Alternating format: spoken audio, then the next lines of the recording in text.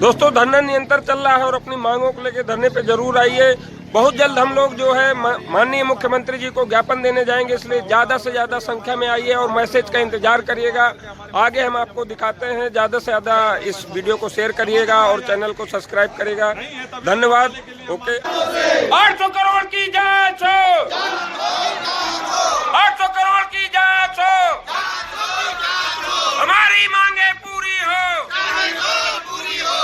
इंकलाब, इंकलाब, इंकलाब, 800 करोड़ की जांच हो,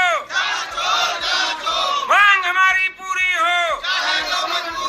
ये भ्रष्टाचार नहीं चलेगा, ये तानाशाही नहीं चलेगी। इंकलाब में उपस्थित हो रमेश जी,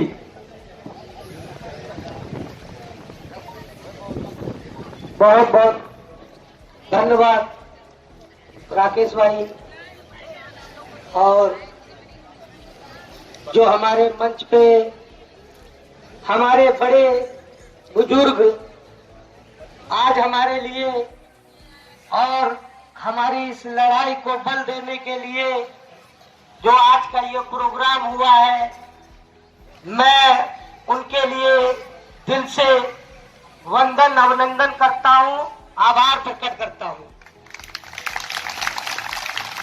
यहाँ पर उपस्थित हमारे सभी स्मारक परिवार के कर्मचारी, माताएं, बहनें, जो इस लड़ाई में 18 दिसंबर से आज तक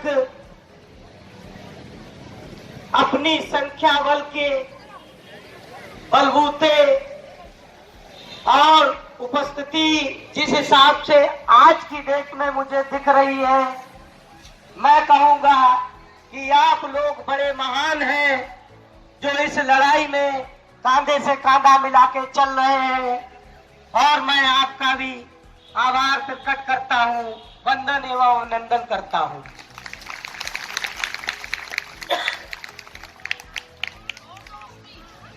जो आज हमारे बीच में लोग, हमारे बुजुर्ग लोग बैठे हुए हैं, उनका जो मिशन है, उस मिशन से कहीं ना कहीं हम भी जुड़े हुए हैं। उस मिशन से ही हमारी भी समस्याएं हल होनी है, और वो जरूरी है कि उन चीजों को सामने आपके रखा जाए। पर एक बात जरूर कहूंगा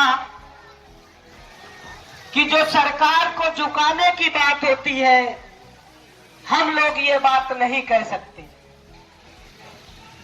हमारा काम सरकार को झुकाने का नहीं है, हमारा काम है, हम संविधान के अंतर्गत ही उत्तर प्रदेश राज्य कर्मचारी के लोग हैं। स्मारक समिति जो बनाई है वो भी उत्तर प्रदेश सरकार ने बनाई है, उसी के अंतर्गत हमारी नियुक्ति हुई है। और वो जो समिति बनी है 1860 के तहत, वो संविधान में अनुच्छेद में वर्णित है, उसके आधार पर हम राज्य कर्मचारी हैं।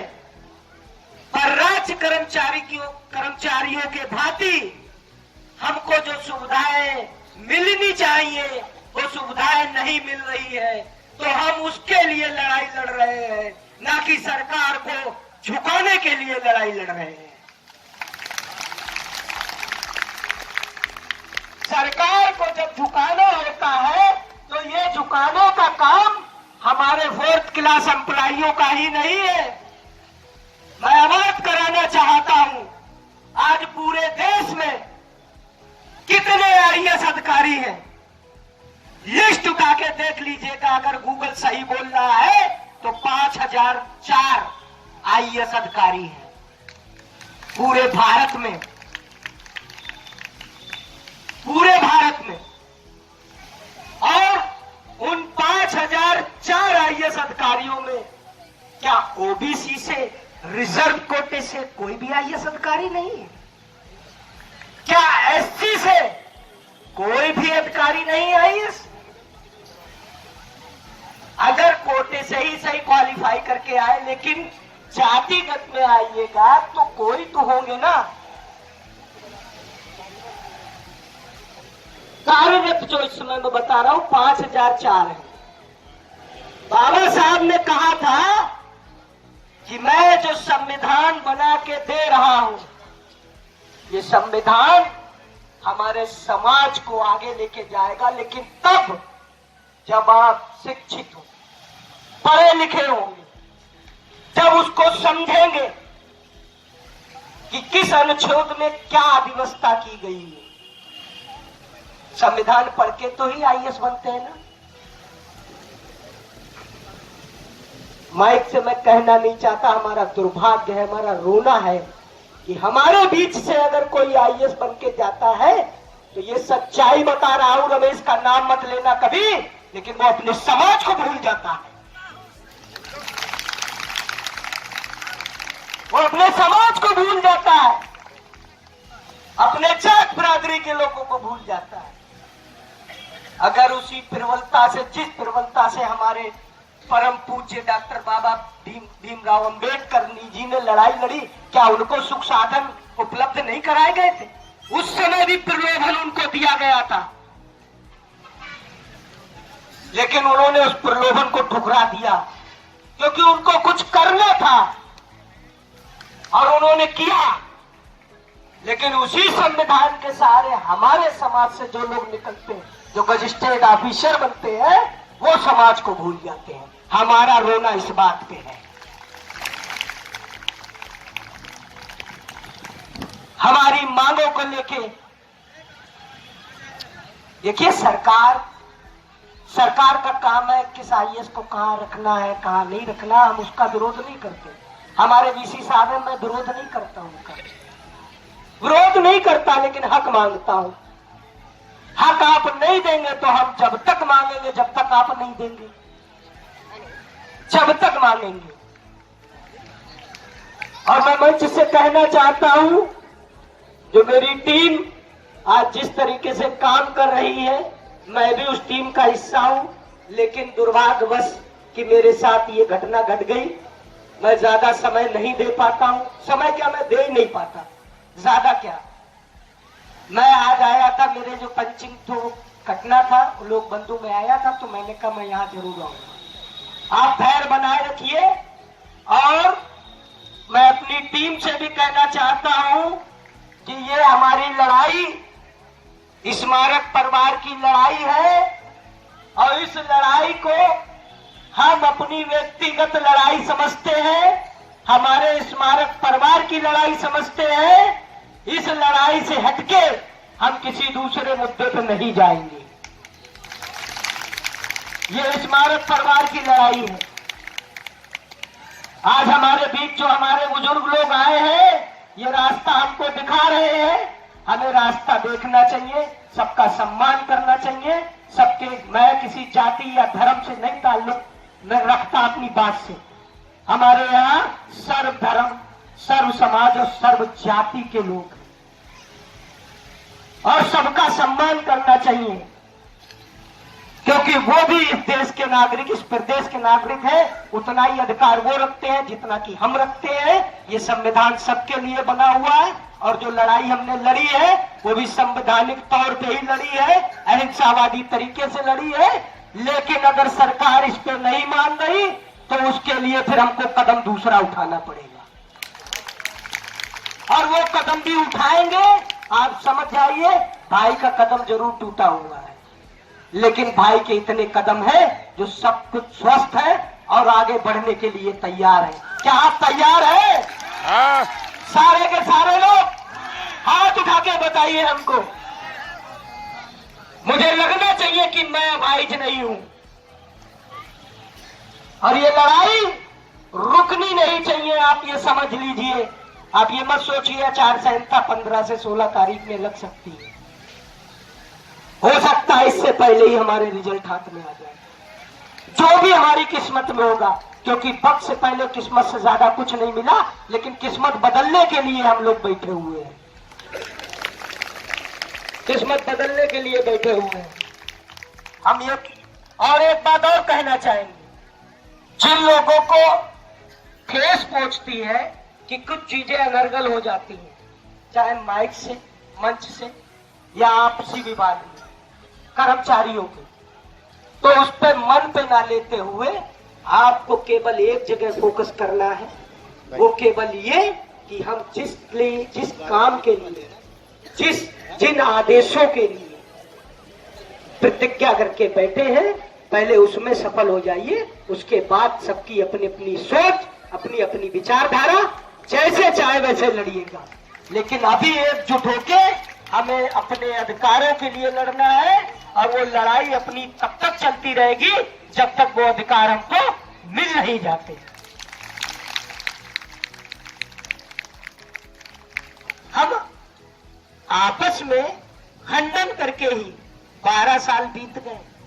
इस एडवांस युग में 12 साल, एक मान लेना हमारी बात को, एक सदी हो जाती है। वो 12 साल नहीं रहते, 12 साल नहीं रहते। आज मेरा बेटा, मैं 10 अगस्त 2011 को ज्वाइन किया था, आज मेरे बेटे को देखिए छोटा वाला कितना बड़ा हो गया। बेटा खड़ा है। अगर ये 12 साल जब मैं ज्वाइन किया था, उसके 2 महीने के बाद इसका जन्म हुआ था। आप समझ सकते हैं उस समय से लगा के आज इतना लंबा चौड़ा हो गया। तो एक सदी एडवांस युग में देखा जाए तो इन 12 सालों में हमने बहुत कुछ खो दिया है। अगर पन्ने पलट के देखो, क्या मिला है हमको 12 साल में? कुछ नहीं मिला। हम किसके गीत गाए कि वो हमारे लिए भला करेंगे? लेकिन जो भला करेगा हम उसके गीत गा लेंगे। जो भला करेगा हम उसके गीत गा लेंगे, क्योंकि हम संविधान की भी लड़ाई तब लड़ पाएंगे जब इन बच्चों को सही शिक्षा दे पाएंगे, तब लड़ पाएंगे। जब इन्हें शिक्षा ही नहीं दे पाएंगे, जब हम इनको पेट भर खिला नहीं पाएंगे। अरे भाई नाना तो अलग की बात है, भाई नाने के लिए तो एक घुटने में जिंदगी गुजर जाती है, लेकिन कम से कम स्वास्थ्य अगर रखना है तो खाना देना पड़ेगा, और स्मार्ट रखना है मेंटली तो आपको शिक्षा अच्छी देनी पड़ेगी। तो उसकी लड़ाई लड़ लीजिए।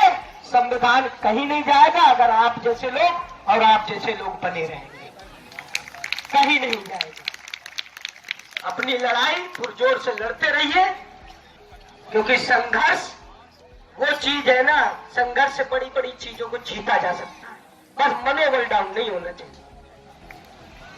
हम एक है, एक रहेंगे।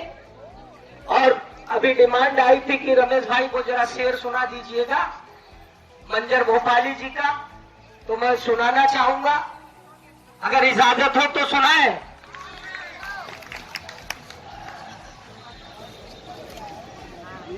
ध्यान कर लो। वो शेर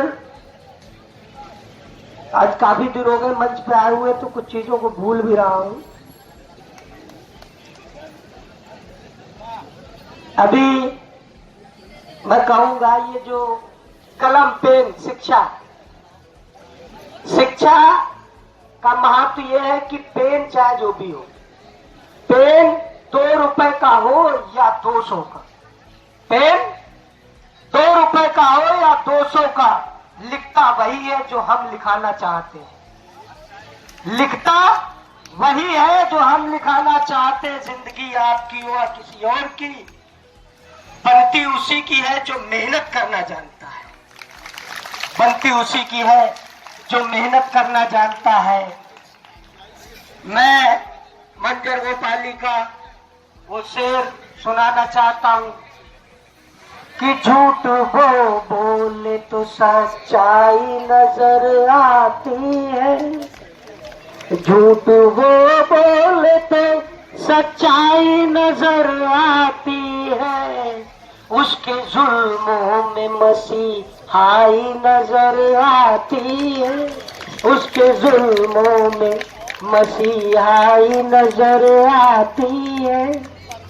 और कितनी खूबी से गले काट रहा है कोई, कितनी खूबी से गले काट रहा है कोई, देखने वालों को चतुराई नजर आती है, देखने वालों को चतुराई नजर आती है। और तुम किनारे पे हो, क्या जाने समंदर क्या है। तुम किनारे पे हो, क्या जाने समंदर क्या है। डूबने वाले को गहराई नजर आती है। डूबने वाले को गहराई नजर आती है। और चंद दिन के बाद जो मैंने शेर अपने कर्मचारी भाइयों के लिए पढ़ा था, मैं उन लोगों के लिए पढ़ना चाहूंगा कि वो पछताएंगे कि यार हमने क्या कर दिया, हमको ऐसा नहीं करना चाहिए था। फिर वो अपने लिए भी सोचेंगे और वो एहसास करेंगे, वो सोचेंगे कि जीना चाहते हैं, जिंदगी रास नहीं आती। मरना चाहते हैं, मौत पास नहीं आती। बहुत उदास है इस गमे जिंदगी से हम, किस्मत भी तड़पाने से बाज नहीं आती। किस्मत भी तड़पाने से बाज नहीं आती। मैं सबका आभार प्रकट करता हूँ और मैं अपनी बात को विराम देता हूँ। बहुत बहुत धन्यवाद। कर्मचारी एकता, कर्मचारी